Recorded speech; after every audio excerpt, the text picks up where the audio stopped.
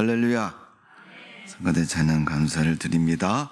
자, 우리 두 손을 하트를 만드시고 하나님 앞에 한번 고백하겠습니다. 하나님 사랑합니다. 예일교회 사랑합니다. 시작. 하나님 사랑합니다. 예일교회. 자, 우리 옆에 사람 보면서 목사님 사랑합니다. 권사님, 집사님 사랑합니다. 시작. 목사님 사랑합니다. 권사님 사랑합니다. 집사님 사랑합니다. 네. 봄에만 사랑하는 게 아니라 가을의 사랑은 또, 네. 가을에 사랑에 빠진 남자를 뭐라 그래요? 꼭 해보신 것 같아요. 추남이라 그러죠. 네. 올 가을에도 여러분 노래도 있는 것처럼 하나님의 사랑과 여러분 삶의 은혜가 충만하시기를 바랍니다. 그래서 여러분의 삶이 풍성해지고 하나님의 도우심이 넘치는 복된 삶이 꼭 되어지기를 주님의 이름으로 축복을 드립니다. 자, 오늘 골로새서에 있는 말씀을 가지고 우리가 하나님 말씀 묵상해 보면 감사하면 축복이 옵니다. 이게 여러분 신앙의 공식입니다. 공식은 수학 문제를 풀 때 문제를 잘 풀 수 있는 안내자 같은 것이고 또 방법입니다. 신앙생활 한다고 해서 하나님의 축복이 무조건 임하는 것이 아닙니다. 하나님 마음에 맞아야 되고 하나님이 요구하고 원하시는 것을 우리가 이룰 수 있어야 하나님 앞에 인정받는 신앙이 되고 하나님은 그 시점에 그 삶의 형통함을 주시고 그 삶을 축복해 주시는 줄로 믿습니다. 야곱도 야폰 강가에서 하나님의 사자가 씨름할 때 하나님이 그를 축복해 주셨습니다. 아브라함도 마물의 상수리 나무 아래서 하나님을 경외할 때 하나님이 그 인생을 축복하셨습니다. 그런 그 축복이 믿음과 인내의 결실을 통해서 현실적인 결과로 나타나는 것입니다. 우리가 하나님을 믿는 사람들은 좀 욕심인지 모르지만 세상을 살아가는 동안 우리의 삶에 현실적인 축복도 넘쳐야 됩니다. 골로새서는 에베소서, 빌립보서, 빌레몬서와 더불어서 바울이 옥에서 기록한 성경입니다.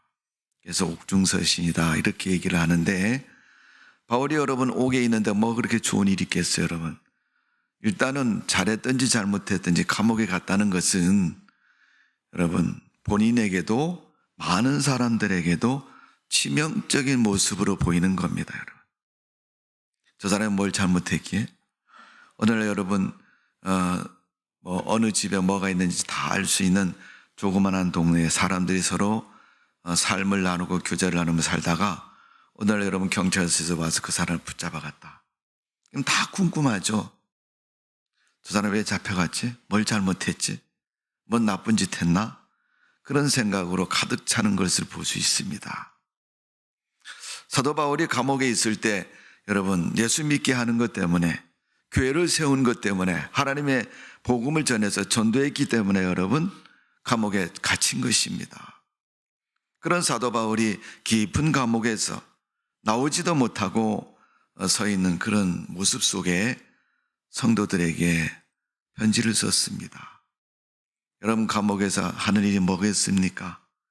감옥에서 금을 캐겠습니까? 아니면 세상을 사는 것처럼 뭔가를 계획하겠습니까? 아무런 계획도 세워도 소용이 없는 것이고 또 무슨 일이든지 할 수 없는 것이 감옥입니다. 그런 감옥에서 바울이 일찍이 빌립보 감옥에 있을 때처럼 기도하고 찬양하고 하나님께 믿음으로 경건을 쌓고 있을 때 하나님이 바울에게 그 마음과 믿음을 열으셔서 성도들의 신앙의 모습을 보입니다. 그 신앙의 모습을 본 바울이 편지를 씁니다. 그리고 그 편지를 성도들에게 보내서 믿음 생활 잘할 수 있도록 권면하고 교훈하는 것이 여러분 옥중서신의 내용인 것입니다. 그 가운데서 오늘 골로새 성도들에게 너희가 감사하면 하나님의 축복이 온다. 그러니까 손에 잡은 것 때문에 감사하지 말고 또 내가 했던 공로 붙잡고 감사하지 말고 하나님의 은혜 붙잡고 감사해라. 네 삶은 어렵고 힘들지 모르겠지만은 다 하나님의 계획과 섭리가 그것을 모른 채 하지 않고 다 기억하고 있고 다 알고 있고 또 그것을 통해서 내 인생을 선하고 온전하게 인도할 것이니까 걱정하지 말아라. 여러분, 영국의 종교개혁자인 감리교 장설자이기도 한 요한 웨슬레라는 사람은 미국에 전도하기 위해서 도착했던 작은 섬에서 1736년에 첫 발을 디디며 기도했다고 합니다. 그는 금요일 아침에 일찍 일어나서 그 곳에서 기도하기를, 하나님, 이곳에 하나님 복음을 심으려고 합니다. 내게 하나님 기회를 주시고 하나님의 거룩한 사람들로 차고 넘치는 그런 믿음의 교회를 세울 수 있도록 하나님 도와주옵소서. 그의 기도를 들으신 하나님은 놀라운 역사를 주시어서 또 그가 장설한 감리교단의 시조를 미국 땅에 심을 수 있는 계기가 됐다고 말하고 있습니다. 자, 오늘 보면 7절에 보니까 그 안에서 뿌리를 박으며 세움을 받아. 하나님의 부르심을 받은 성도는 주님 안에서 뿌리를 받고 세움을 입었다. 하나님이 나를 부르셨다는 것도 대단하지 않습니까? 여러분, 길을 가는데 누가 나를 불러요? 누가 나를 부르지? 뒤돌아봤는데 정말 보고 싶고 오랫동안 못 봤던 사람을 만나면 얼마나 반갑습니까? 또 어제 봤던 사람을 오늘 만난다 그래도 우연히 길에서 만나면 더 반가운 것입니다. 이 세상의 수많은 사람들 속에서 하나님이 나를 부르신다. 여러분, 우리가 주일날 아침에는 그 음성이 잘 들려졌으면 좋겠습니다. 오늘 여러분 안 들리십니까? 아무개야 어디 가느냐? 거기는 영생이 없느니라. 예일께로 같이 않으렴라고 하나님 물으실 때, 하나님 말씀하실 때 여러분 세상의 마음을 돌이켜서 하나님의 성전을 향해서 주님의 보좌를 향해서 나가는 그런 믿음의 삶이 되어져야 될 줄로 믿습니다. 그래서 하나님의 부르심을 받은 성도는 하나님의 음성을 들을 수 있어야 됩니다. 오늘 7절에 사도 바울은 하나님의 세움을 받은 성도들에게 그 교훈받은데도 믿음에 굳게 서서 감사함을 넘치게 하라 그랬어요. 하나님이 주시는 은혜에 감사함이 넘치게 해라. 그게 하나님의 은혜를 누리는 비결이라고 말씀하고 있습니다.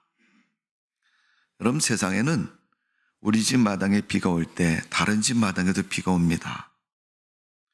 비는 하늘에서 똑같이 내리지만 그 비를 어떻게 사용하느냐에 따라서 그 비가 필요한 비가 되기도 하고 또 재앙이 되기도 합니다.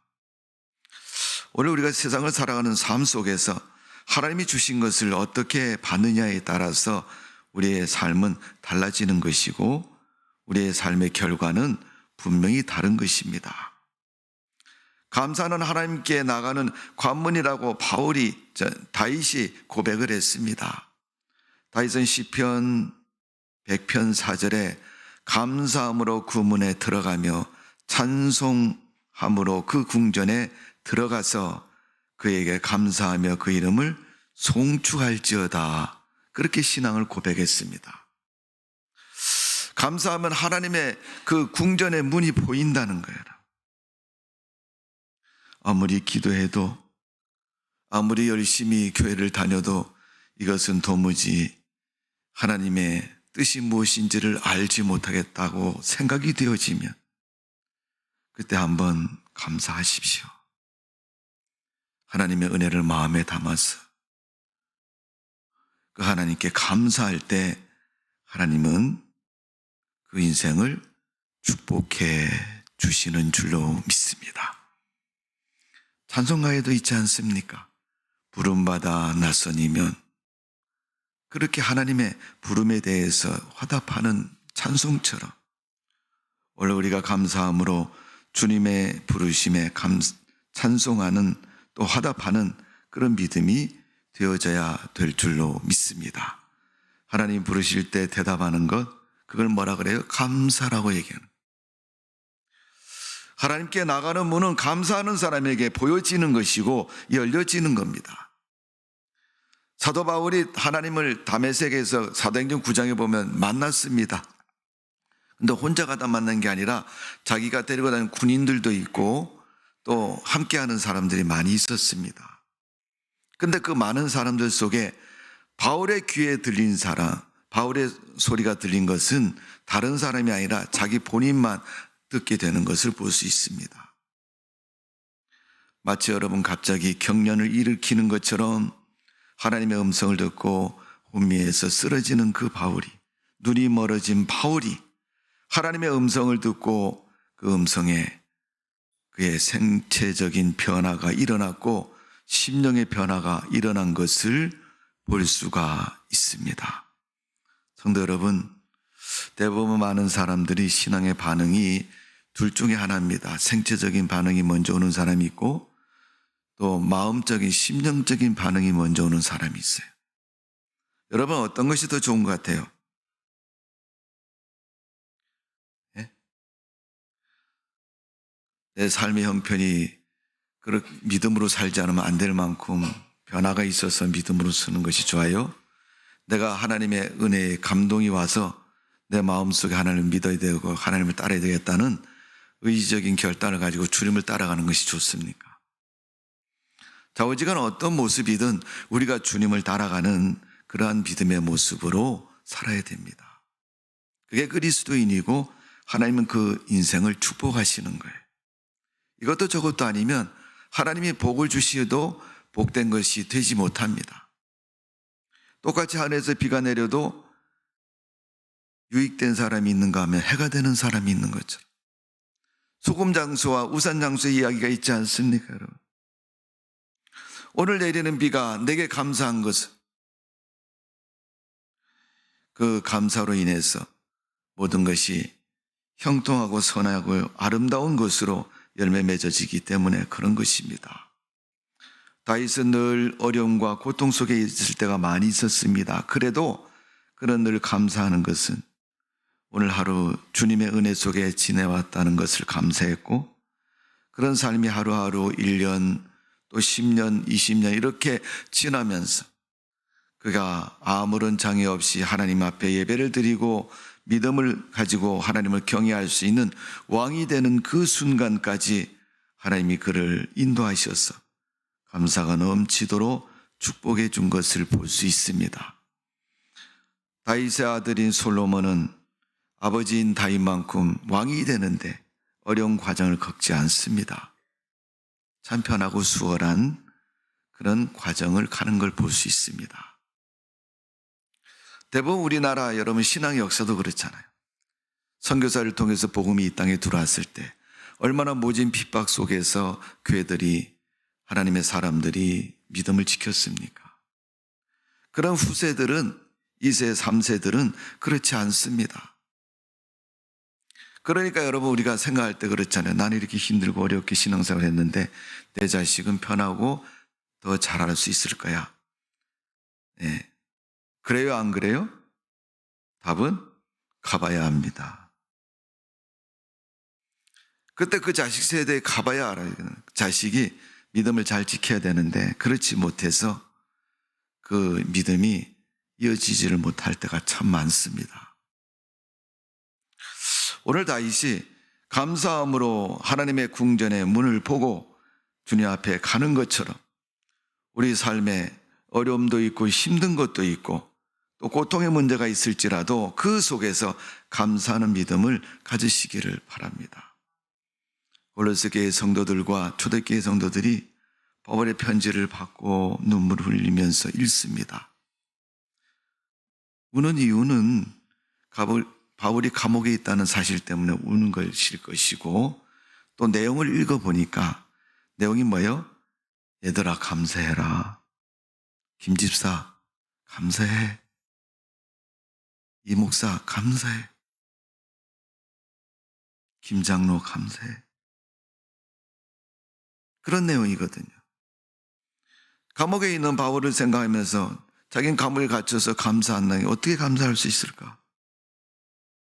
그 불행한 처지와 형편을 다 극복하고 나서 하늘의 것을 발견하고 하늘의 복을 누리는 사도 바울의 감옥의 생활은 더없이 감사하는 모습이었습니다. 만일 바울이 노역을 한다면 노역 속에서도 감사할 겁니다. 여러분, 요셉이 노역을 하면서 하나님의 놀라운 역사를 이루지 않습니까? 분명 그 요셉의 마음속에는 감사가 넘쳤을 줄로 믿습니다.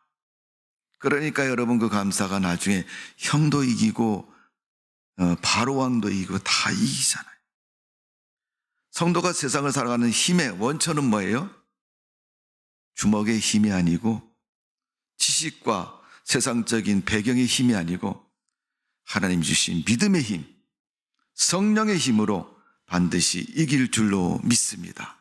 그 문에 들어가는 자마다 그 힘을 얻게 되고 그 능력으로 세상을 극복하며 살아갈 수가 있는 것입니다. 사람은 여러분 습관이라는 게 있어서 습관 참 무섭죠. 하루에 한 번씩 갔다 오는 특정한 장소나 곳이 있으면요, 그걸 하루 건너뛰면요 참 궁금해지는 거예요. 어제 내가 빠졌는데 괜찮을까? 매일 하나님을 만났던 다윗이 여러분 하루라도 하나님을 만나지 못하면 상당히 잠도 못 이루고 조급증이 나는 거죠. 하나님 앞에 나아갔더니 하나님 은혜 주셔서 마음이 뜨거워지고 성령 충만해지고 하나님의 감동으로 가득해서 가만히 자려고 눈 감으면 입에서 찬송 소리가 저절로 살살 나오는,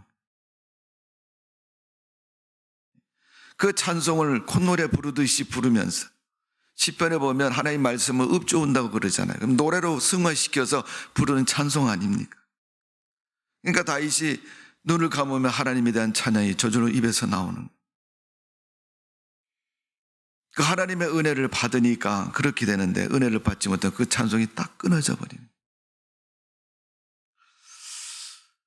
그 다윗이 하나님 앞에 나가는 관문을 감사라고 표현했던 것처럼 우리가 살아가는 인생 동안 어떤 삶이든지 하나님이 우리와 함께 하심을 믿으시고 함께 하신 그 하나님이 주신 은혜에 감사하는 믿음 되시기를 주님의 이름으로 축복을 드립니다.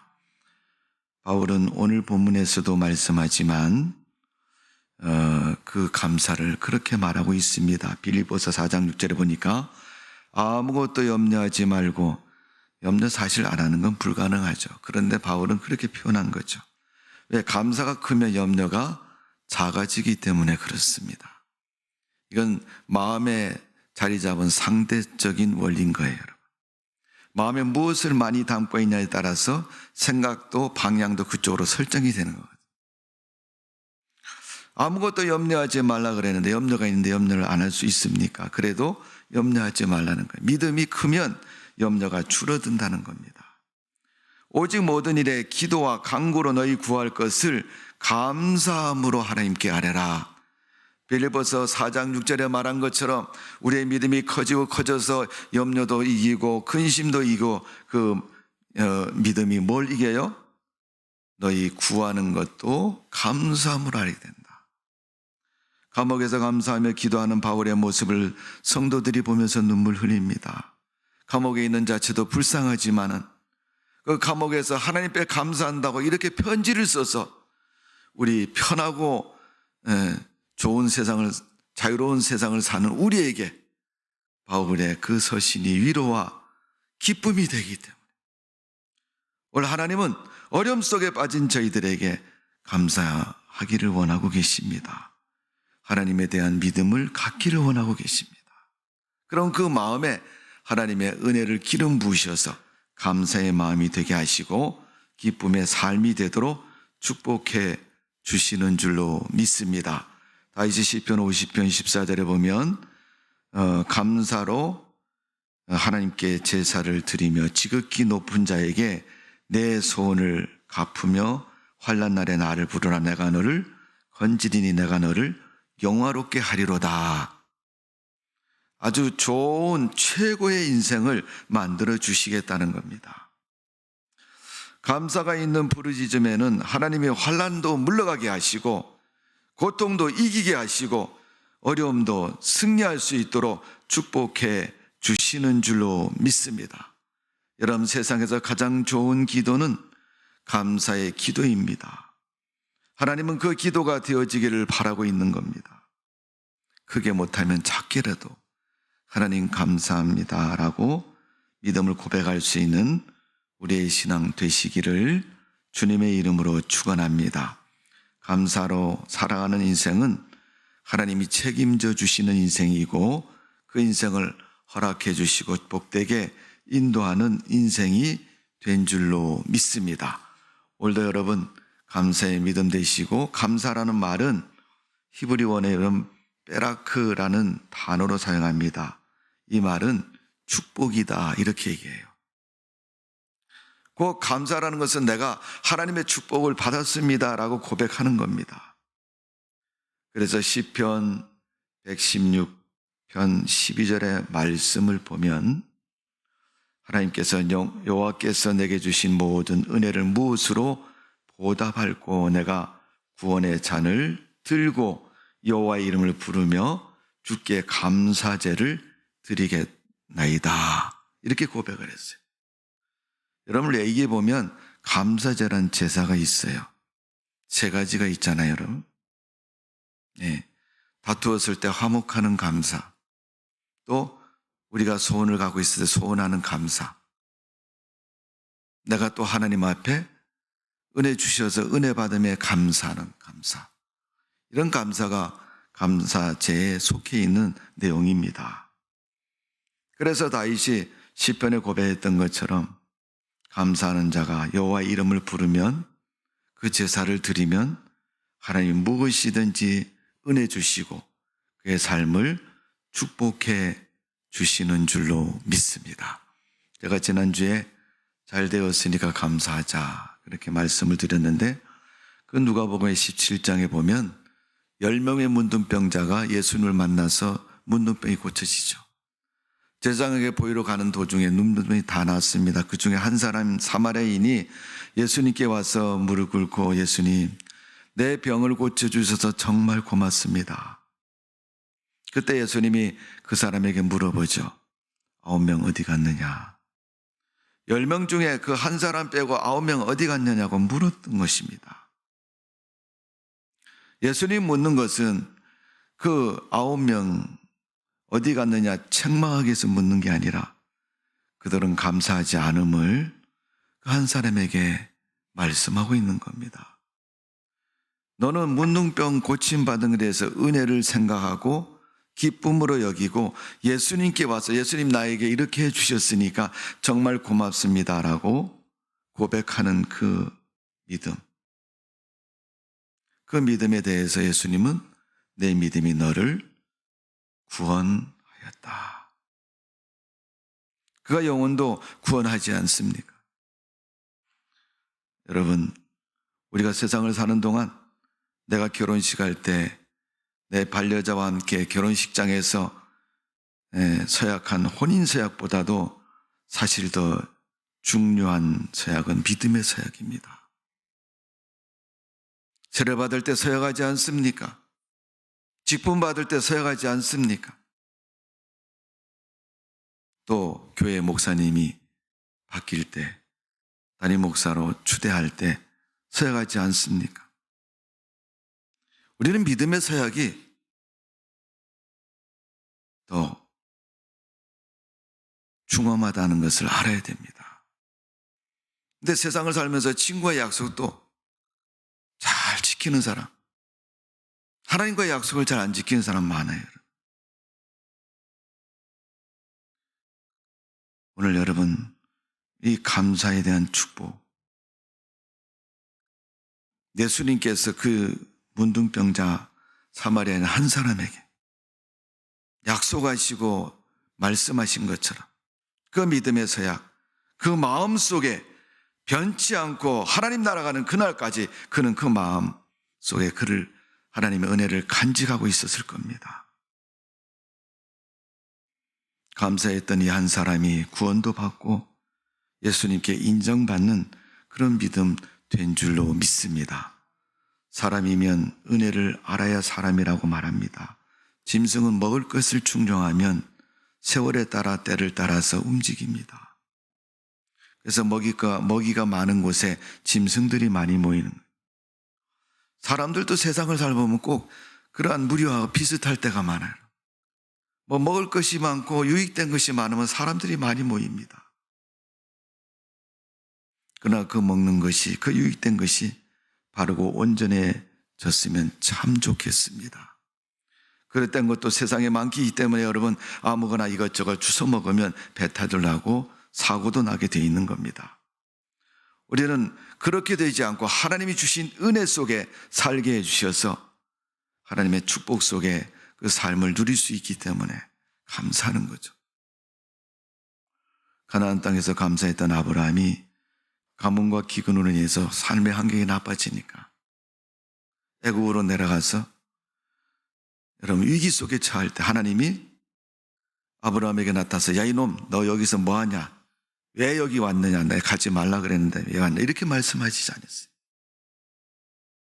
하나님이 바로의 꿈에 나타나셔서 너 아브라함은 손끝 하나만 잘못되게 하면 너 가만히 안 있겠다. 그러니까 이 바로가 꿈에 깬 후에 두려워서 아브라함을 불러가지고 물어보는 거죠.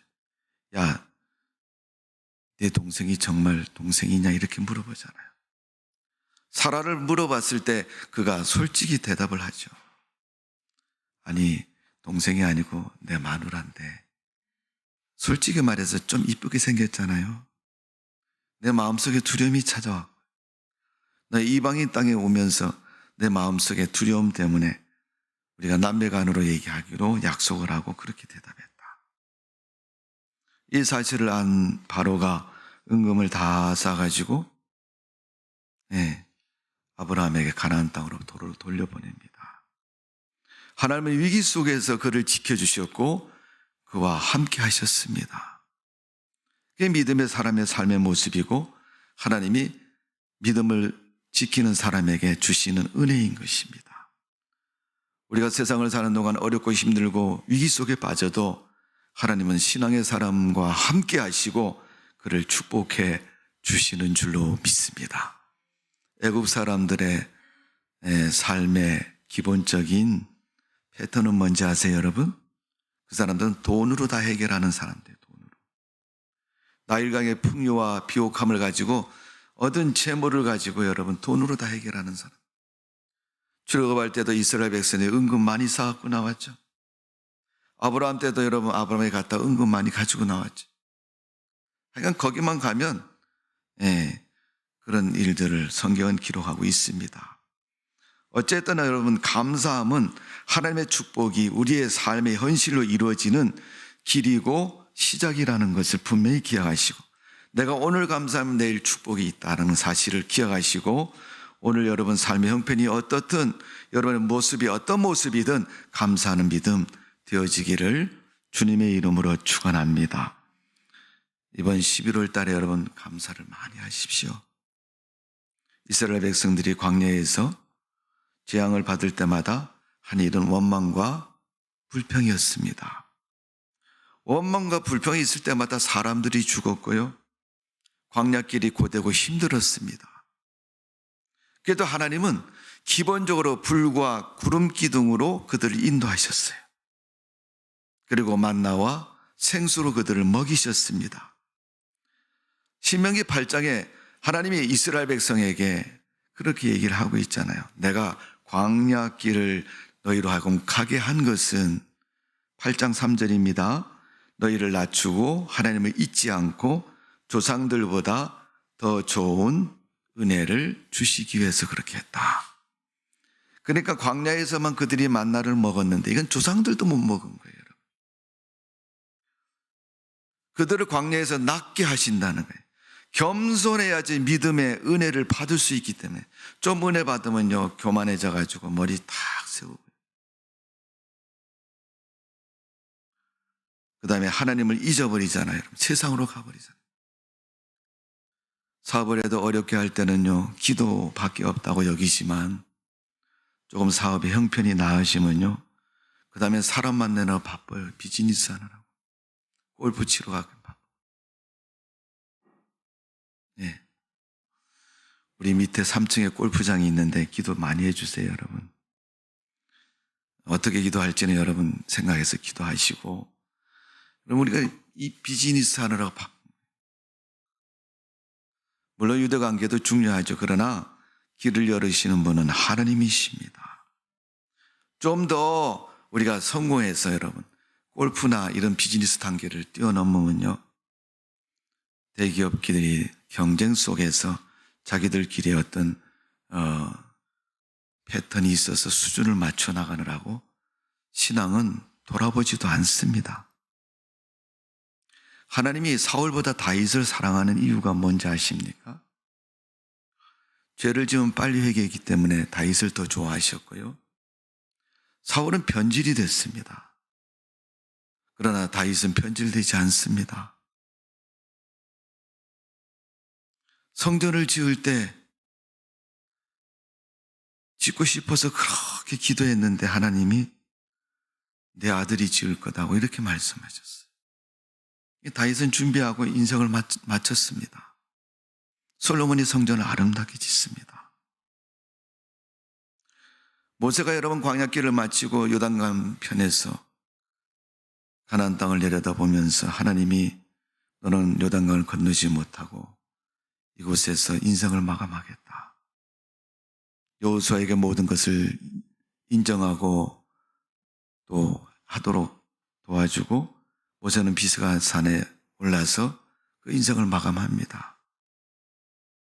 여러분 강 하나만 건너면 그렇게 고생했던 가나안 땅에 들어갈 수 있는데 하나님이 그건 아니야 라고 말하면 거기서 멈출 수 있는 그 사람, 이게 성숙한 믿음의 사람의 모습 아닙니까? 광야에서 그런 삶을, 그런 믿음을 갖도록 하기 위해서 하나님이 그들 광야길을 가게 했다고 말합니다. 하나님도 너무하시지 이렇게 고생길을 왜 날마다 가라고 합니까? 하루 이틀도 아니고 40년 동안이나. 광야길을 가는 그들에게 신명기 4장에 8장 4장에 하나님이 그렇게 말씀하고 있습니다. 너희 의복도 헤어지지 않고 발도 부르트지 아니했다. 성경은 그렇게 기록하고 있습니다. 여러분, 그들의 옷이 떨어지지 않고 발도 부르트지 않다면 여러분 그 광야길 가는 게 힘들었을까요? 안 힘들었을까요, 여러분? 힘들지 않았다는 걸 의미하는 거예요. 여러분.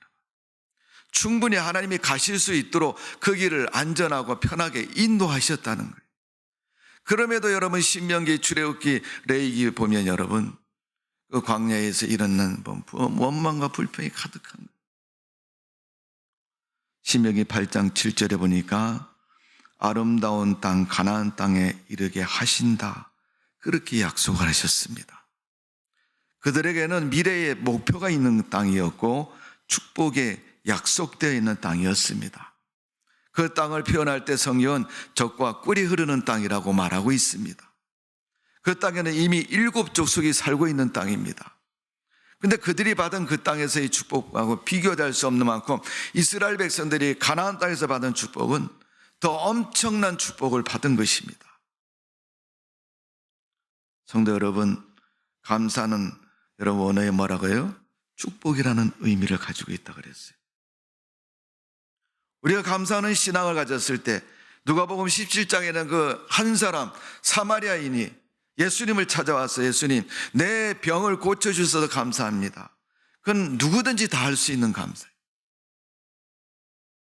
아무도 안 올 때 왔다는 그 자체가 하기 힘든 거죠.